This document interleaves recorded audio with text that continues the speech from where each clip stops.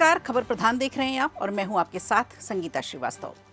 देखिए, Bharat Malacca state के मुहाने के पास ही एक रणनीतिक ग्रेट निकोबार प्रोजेक्ट विकसित कर रहा है, जिस पर हाल के दिनों में कांग्रेस नेता राहुल गांधी ने एक वीडियो जारी किया और आदिवासी विरासत के सबसे बड़े घोटाले का एक कारण बताया। इस प्रोजेक्ट की रणनीतिक अहमियत कितनी है, ये बात तो इससे ही समझ में आती है कि पहले राहुल गांधी और उसके बाद ध्रुव राठी एक जैसी भाषा बोल रहे हैं। वो कहते हैं ना, खग ही जाने खग की भाषा। ग्रेट निकोबार पर एक बयान, मस्खरा शब्द और सोशल मीडिया पर सियासी रणनीतिक संग्राम। एक तरफ सुरक्षा का दावा है तो दूसरी तरफ विनाश का आरोप। आखिर सच क्या है? पहले राहुल गांधी पर सवाल उठ रहे हैं और इस बीच एक और बहस छिड़ गई। आज की वीडियो हम पूरी डिटेल्स के साथ बताएंगे, तब तक बने रहिएगा हमारे साथ। देखिए, ग्रेट निकोबार प्रोजेक्ट को लेकर अब बहस सिर्फ विकास बनाम पर्यावरण तक सीमित नहीं रह गई है। अब ये राष्ट्रीय सुरक्षा, राजनीति और सोशल मीडिया की सीधी टक्कर बन गई है। एक तरफ इस प्रोजेक्ट को भारत का स्ट्रेट ऑफ हॉर्मुज बताया जा रहा है, जो भारत के लिए शान की बात है, तो दूसरी तरफ इसे लेकर तीखी बयानबाजी ने पूरा माहौल गरमा दिया है। यूट्यूबर हैं ध्रुव राठी, इस मुद्दे पर बेवजह की भ्रांति फैलाने का काम कर रहे हैं।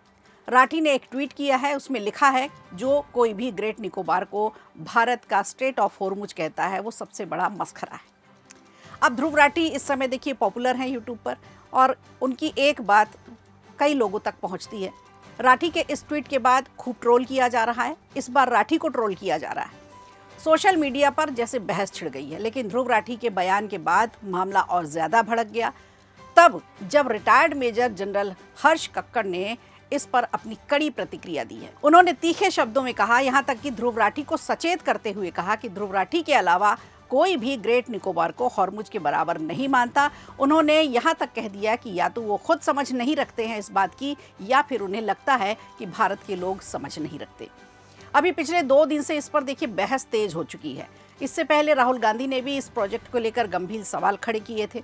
उनका कहना है इस परियोजना के तहत करीब 160 वर्ग किलोमीटर के दायरे में लाखों पेड़ काटे जाएंगे। उन्होंने वहां जाकर एक वीडियो भी बनाया और वीडियो को सोशल मीडिया में पोस्ट भी किया।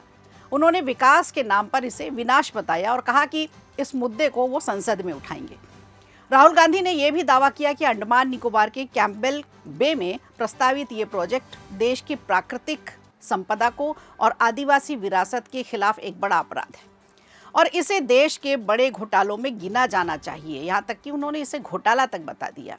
अब वहीं दूसरी तरफ बात करें तो देश के पूर्व वायुसेना प्रमुख हैं राकेश कुमार सिंह।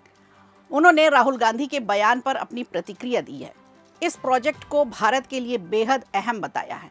अब उन्होंने ये अहम क्यों बताया, ये भी हम आपको बताएंगे। उन्होंने कहा कि इस क्षेत्र में सैन्य रणनीतिक मौजूदगी बनाना बेहद ज़रूरी है और ग्रेट निकोबार का महत्व स्ट्रेट ऑफ हॉर्मुज जैसा हो सकता है। उनका तर्क है, अगर ये बंदरगाह बन जाता है तो ये मलक्का जलडमरू मध्य से सिर्फ 150 किलोमीटर ही दूर होगा, जहां से चीन का करीब 75% ऊर्जा का व्यापार होता है। ऐसे में भारत की समुद्री और हवाई ताकत को इससे बड़ा फायदा मिलेगा।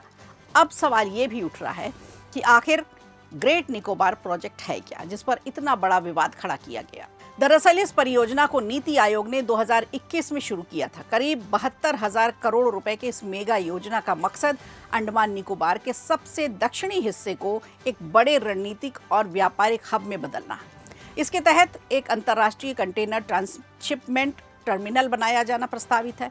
इस प्रोजेक्ट की सबसे बड़ी खासियत इसकी लोकेशन है। ये मलक्का जलडमरू मध्य के बेहद करीब है, जो दुनिया के सबसे व्यस्त समुद्री मार्गों में से एक है।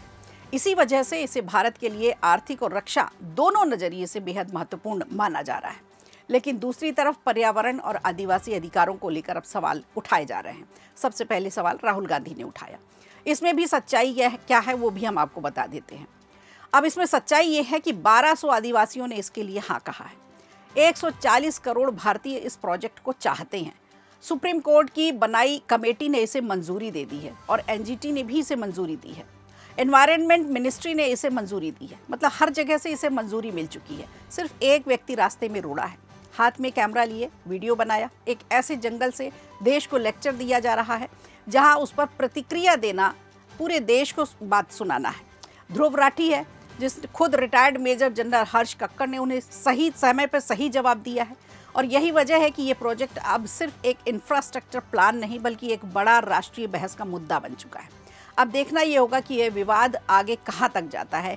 क्या ये प्रोजेक्ट भारत की ताकत बनेगा? इसकी राह में खड़े जो रोड़े हैं वो पर्यावरण और विरासत की बात कर रहे हैं।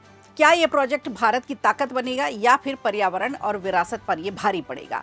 आप क्या सोचते हैं? अपनी राय कमेंट में ज़रूर बताइएगा और ऐसी ही बड़ी खबरों के लिए चैनल को सब्सक्राइब करना मत भूलिएगा। वीडियो अच्छा लगा हो तो लाइक कीजिए, शेयर कीजिए और कमेंट बॉक्स में हमें ज़रूर बताइए।